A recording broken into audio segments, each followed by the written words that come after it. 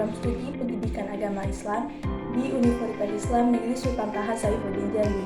Nah, di sini saya ingin membuat suatu video pembelajaran interaktif dengan materi mengenal nama dan sifat Allah Subhanahu wa Ta'ala demi kebaikan hidup. Video ini saya buat untuk memenuhi tugas akhir semester di mata kuliah Teknologi Informasi yang diampu oleh Ibu Rika Saputri MPD. Jadi, simak videonya sampai akhir ya. Selamat pagi semuanya. Nah, pada pagi hari ini kita akan membahas tentang nama dan sifat Allah. Namun, sebelum kita mulai pembelajaran, saya punya suatu refleksi diri bagi diri kita, yakni tentang aku dekat, engkau dekat. Maksudnya itu gimana ya? Nah, maksudnya itu, kalau kita sedang membutuhkan sesuatu dan menghadapi kesulitan, apa yang bisa dilakukan? Biasanya, kita berusaha sekuat tenaga untuk mendekati Allah Subhanahu wa Ta'ala. Manusia diciptakan olehnya. Ia diberikan ruh olehnya, dan bahkan ruh manusia tersebut berasal darinya. Pada dasarnya, tanda-tanda kekuasaan Allah Subhanahu wa Ta'ala telah ada pada diri manusia.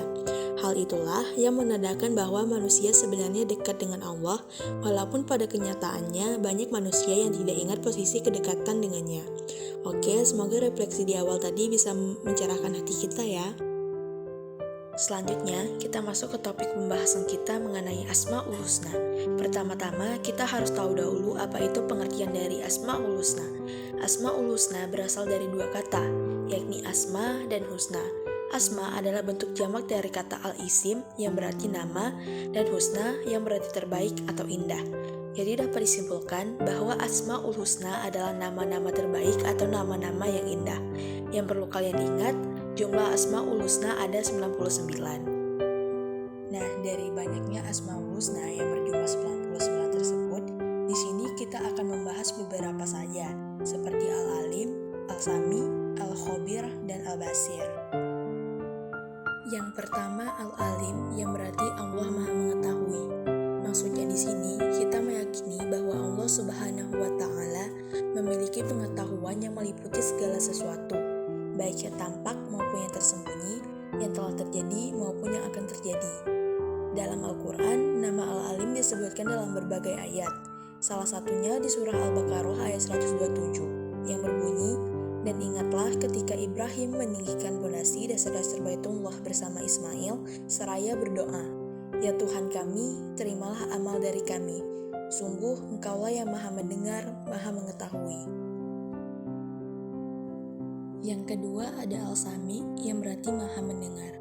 Ini menunjukkan bahwa Allah Subhanahu wa Ta'ala memiliki sifat Maha Mendengar segala sesuatu, baik yang tampak maupun yang tersembunyi.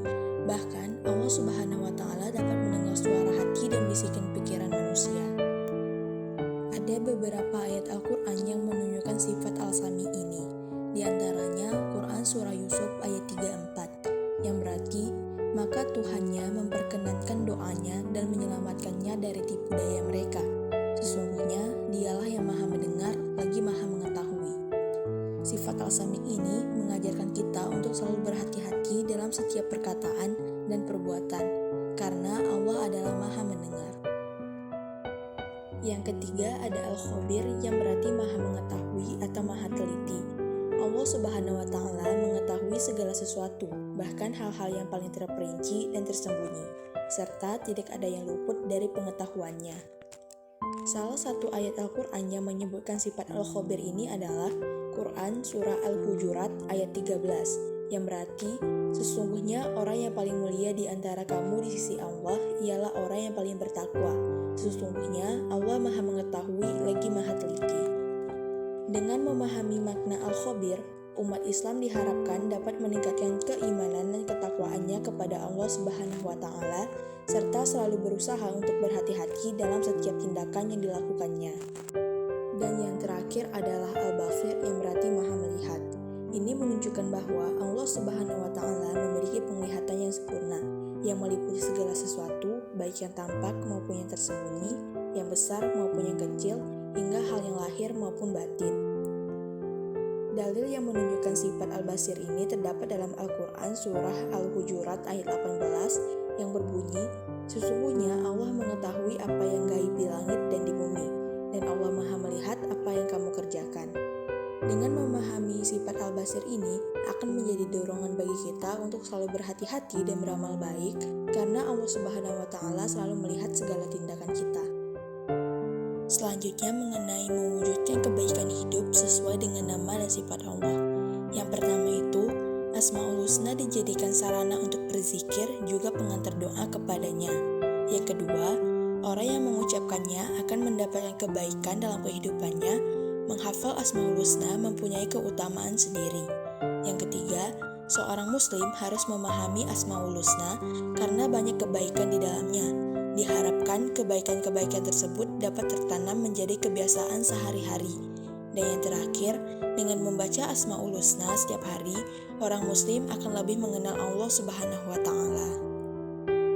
Baiklah, itu saja penjelasan materi mengenai meneladani nama dan sifat Allah untuk kebaikan hidup. Saya harap apa yang saya sampaikan dapat bermanfaat dan dapat dipahami oleh kalian semua. Saya akhiri pertemuan ini. Wassalamualaikum warahmatullahi wabarakatuh.